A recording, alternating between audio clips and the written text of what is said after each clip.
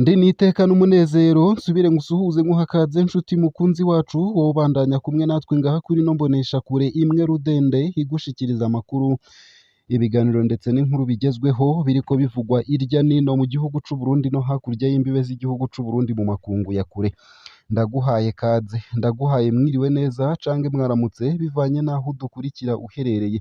wowe udukurikira uri mu gihugu c'u Burundi ndaguhaye mwiriwe neza ndetse nawe udukurikira uri hakurya y'imbibe z'igihugu c'u Burundi mu makungu ya kure ndaguhaye mwaramutse cange mwiriwe bivanye naho uherereye ico utegerezwa gusa no gufyonda sabone cange subscribe nawe utarafyondako hamwe ukabandanya ushikirwa n'amakuru ibiganiro ndetse n'inkuru tubandanya gushikiriza binyuriye ngaha kuri no mbonesha kure ibigutohoreza kamwe ku kandi hamwe ikabigushikiriza vyose uko vyakabaye kamwe ku kandi mu buryo butosoye kandi butomoye hatana kamwe kavuyemwo impanuro ya perezida ndayishimiye ku banyagihugu bose amatelefone mufise muyakoreshe basha aha muyakoresha mwandika ubu message joteme sheri uri hehe mukagira ibiterasoni n'ivya sheri shushu izo telefone zofuma zimeneka perezida ndayishimiye hamenyesha ko we yigira kuri telefone aho avuga akagenda aho aja hose akagenda arigira kuri internet akababazwa n'amasosiyete habesha ko afise internet mu gihugu cose perezida ndayishimiye yatanze akarorero ka sosiyete yahinyuje ica imwemerera kumuzanira akamashini gafata neza internet iki rero hakaba ari ikibazo gikomeye cane c'umutekano w'umukuru w'igihugu ivyo perezida ariko aravuga hano birahambaye ariko biranatandukanye rwose n'ingene abakuru b'ibihugu bo mu gihe ca none bakingirwa biratangaje ko umukuru w'igihugu wenyene yemeza ko ahamagara sosiyete yigenga ikamuzanira ibimuha internet bino bisigura ko iyo sosiyete ifise amabanga yose ya perezida ndayishimiye iyo sosiyete yama izi buri sekunda aho perezida Evariste Ndayishimiye atumbereye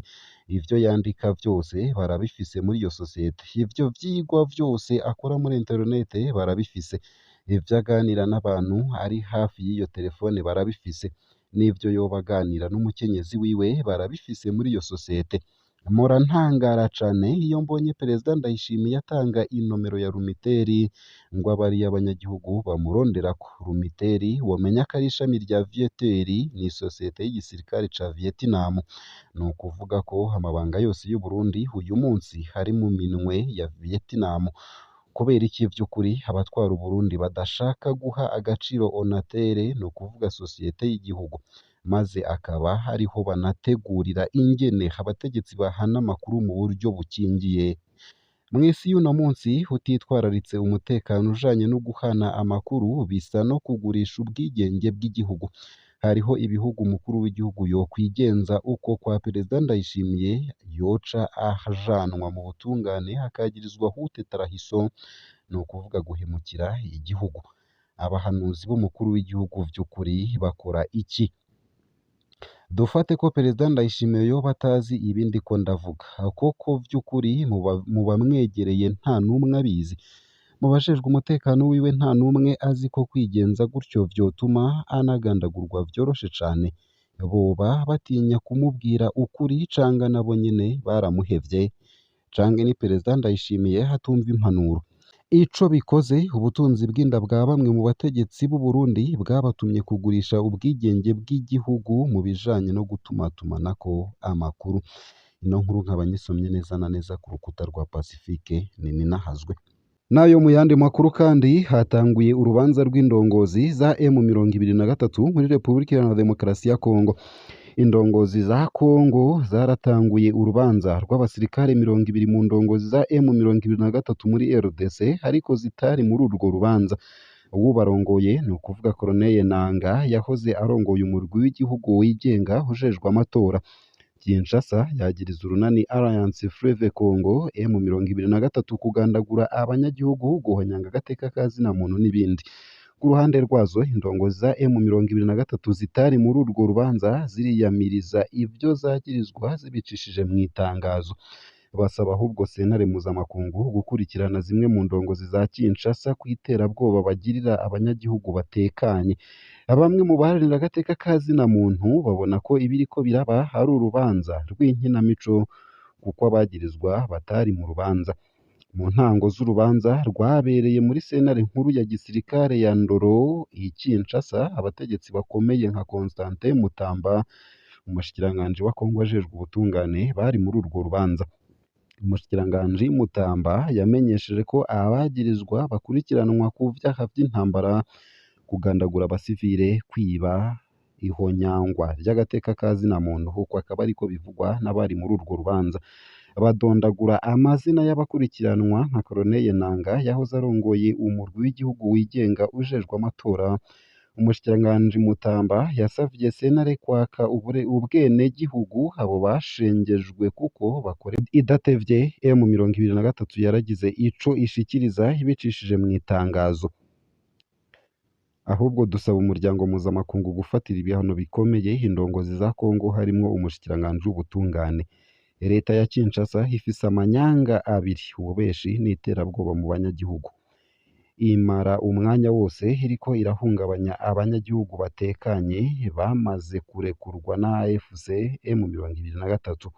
Sentare mpuzamakungu mpanavyaha CPI ikwiye nyabuna kubanza gushengeza indongozi za Kongo zitazi kwitwararika abo zirongoye.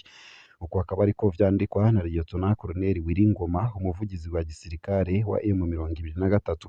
Abanyepolitike n'abadaharanira ivyicaro vya politike babona ko urwo rubanza ata kamaro rufise. Vy'ukuri urwo rubanza nta kamaro rufise. Leta yategerezwa kubanza gushira ku murongo ibintu ku rubuga, mu nyuma ikabona gushengeza abagirizwa. Ivyo vyo gucira imanza batahari ni ibiki? Nibarengutse mu nahi y'icese abikekwa nabo biregure. Nico dushaka kubona. Bitabaye uko ni imikino gusa. Uko akaba ariko vyashikirijwe n'indongozi muri politike no mu mashirahamwe yigenga, harimwo Wilson Twitegure arongoye umugambwe witwa Ensemble pour la République y'uwutavuga rumwe n'ubutegetsi bwa Kongo, Moise Katumbi Chapwe. Nayo kandi Corneille Nangaa n'abamwegereye bafatiwe ibihano na Leta Zunze Ubumwe za Amerika. Mu itangazo ryashizwe ahabona kuri uwa kane w'indwi iheze, Leta Zunze Ubumwe za Amerika zitangaza ko zafatiye ibihano Corneille Nangaa arongoye urunani AFC, ni ukuvuga Alliance Fleuve Congo, hamwe na bamwe muri bo bacuditse.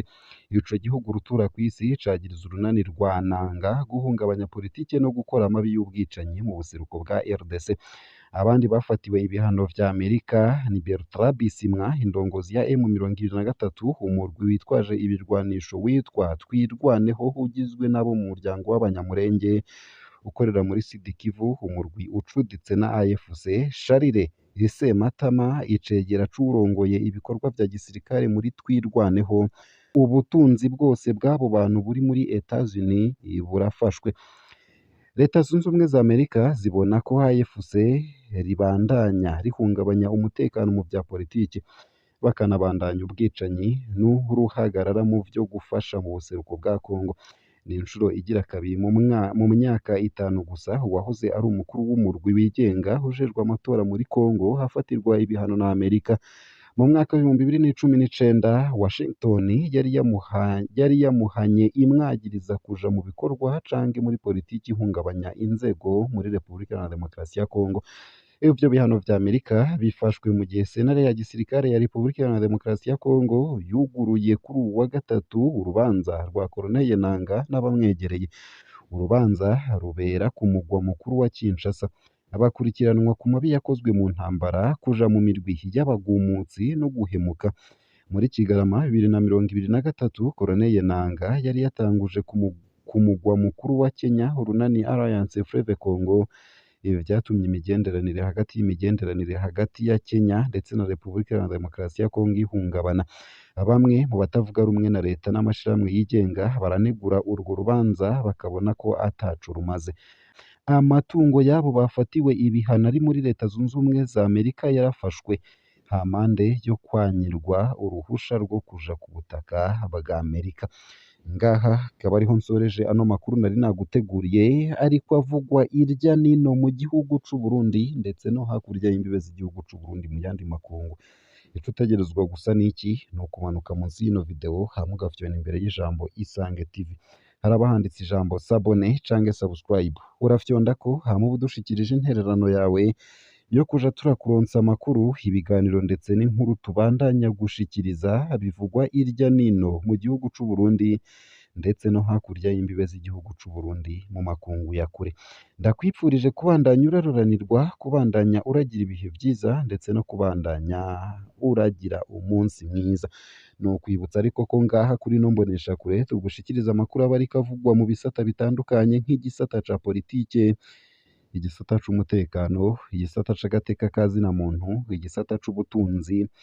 igisata c'inkino igisata c'indero igisata c'uburimyi n'ubworozi ndetse n'ibindi bisata bitandukanye ugire ibihe vyiza n'umunsi mwiza